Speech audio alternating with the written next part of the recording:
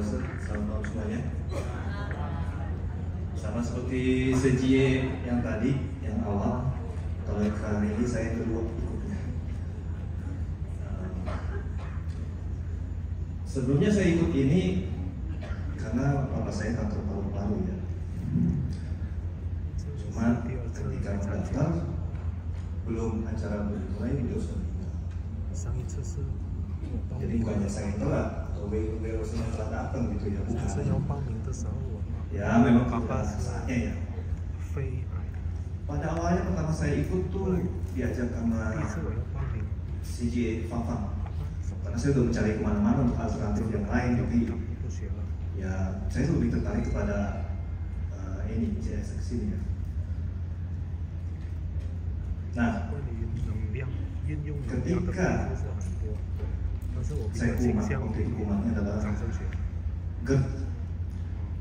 Ada yang punya penyakit GERD di sini, trauma. Ya, GERD itu sebetulnya bukan karena lambungnya, tapi karena kecemasan atau panic attack kepada kita. Mungkin ada yang minum obat penenang ya. Tadi ada sisi yang minum obat penenang ya. Saya tidak tahu minum obat penenang. Tapi ketika saya di CSF, 我是有3年了，天天吃安神药，我有胃酸倒流。 itu saya berhenti minum obat. Bukan karena saya pengen sok-sokan gitu ya, enggak. Tapi memang karena pada awalnya ketika saya penyakit GERD, saya itu direkomendasikan oleh dokter penyakit dalam bahwa kamu kok tiap 2 bulan sekali kok kesayang dulu ya. Mah itu ada obatnya loh. Coba diobatin dulu deh pikiran kamu. Dirujuklah ke psikiater. Jadilah saya orang gila gitu. Ya tapi betul. Ketika ke psikiater, saya masih ingat nama dokternya. Saya nggak ke rumah sakit terus, namanya dokter sudah mau copot terus. Yang justru yang datang paling tua itu saya. Yang lain itu remaja. Saya bingung. Ya, saya tua baru gila dia. Gitu. Ya bukan banding-bandingin ya. Tapi begitu rata-rata. Nah, kebetulan yang bersama saya anak muda itu juga punya serangan panik. Tapi saya sempat tidak berhubungan lagi dengan dia karena dia susah dihubungin dan saya ingin menawarkan CSF, dia juga seperti itu. Karena mungkin dia takut udah panik duluan kalau dengar berita-berita begini. Nah, ketika dengan dokter yang sama, saya obatnya sama juga dengan dia. Saya dikasih obat untuk jatah 2 bulan. Ya kan? Tapi 2 bulan itu saya langsung beli untuk 4 bulan. Jadi 1 juta habis untuk 4 bulan. Dokternya 400.000, obatnya sekian. Nah, itu tapi saya selalu tanya dok, ini minumnya 2 kali sehari ya? Iya. Boleh nggak saya minum 1 kali sehari suatu waktu? Ya boleh. Kalau kamu sanggup. Toh yang penting buat kamu adalah kamu bisa mengendalikan diri dulu. Ya, penyakit itu yang namanya panik reaksi atau kecemasan itu memang tergantung dari kita ya. Kalau kita memang sering cemas, sering panik, yang rusak itu bukan otak pak, jantung, lambung. Serangan panik pertama saya adalah yang tensi 180/90. Saya kira itu sakit jantung. Saya naik motor, bayangkan, naik motor tangan kiri udah kayak gini. Datang ke rumah sakit jantung yang di Pasar Rebo. Ingat kan punya dokter siapa tuh? Mulawan ya. Nah, itu masuk IGD sampai diambil darah, sampai dicek labnya juga. Saya udah panik juga itu, karena pasien sebelahnya juga sama kayak saya. Cuma saya nggak keringat dingin, dia keringat dingin. Saya cuma matanya dingin dari kaki sampai kepala itu dingin, kayak mayat. Ya. Orang bilang kok dingin banget pak, kayak di kulkas gitu kan. Nah setelah dimasuk IGD, diambil darah, saya sambil dikasih pantozol.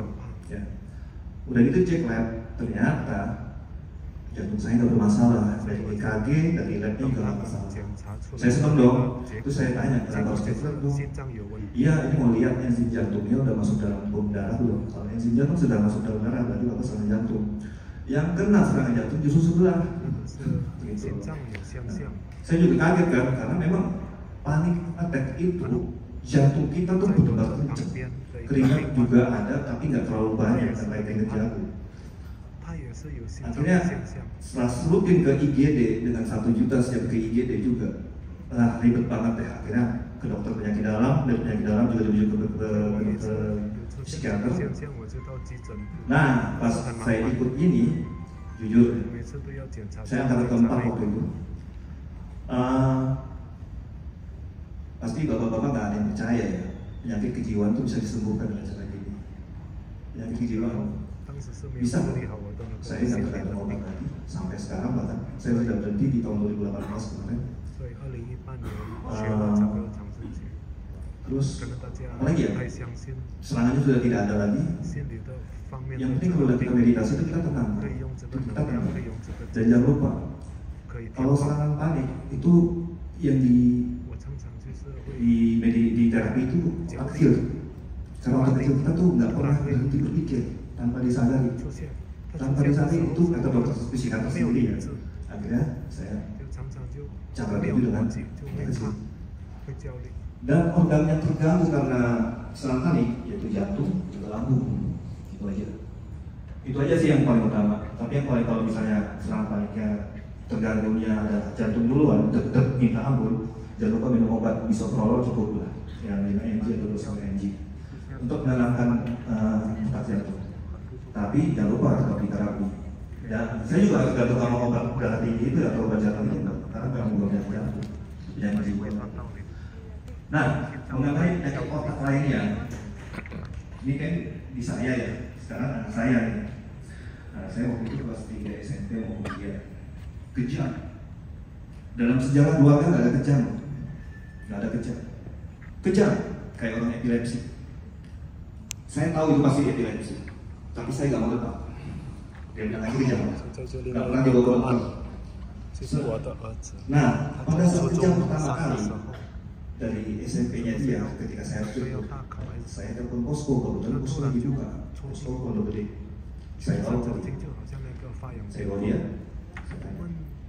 Dan jangan khawatir, kamu ini papa kan udah pernah terapi juga. Posko, ini ujian selama seminggu. Saya terapinya setiap pulang ujian. Bayangin setiap pulang ujian 30 menit doang di posko. Ya puji Tuhan, alhamdulillah tidak kejam lagi. Tapi dengan catatan 30 menit rutin di rumah juga kita terapi. Dan nggak pernah ke rumah sakit untuk minta diagnosa dan sembuh total. Karena kalau kata istri saya yang mendapatkan pengetahuan tentang itu, dia bilang kalau orang epilepsi, kalau gejala awal itu sampai masa 2 tahun. Jika 2 tahun masih kejam, berarti nggak sembuh, itu aja. Dan kebetulan 1 tahun udah berlalu, nunggu tahun kedua, 1 tahun kejam cuma 2 kali, ya. Tahun 1 sampai tahun kedua nggak ada kejam lagi, udah sembuh. Nah, akhirnya sekarang udah kuliah, nggak masalah. Mungkin percaya, di sini mungkin ada yang nggak percaya mungkin kalau penyakit jiwa bisa disembuhkan. Bukan jiwanya yang disembuhkan juga, tapi kalau kejam itu sel otak yang rusak sebetulnya, sel otak.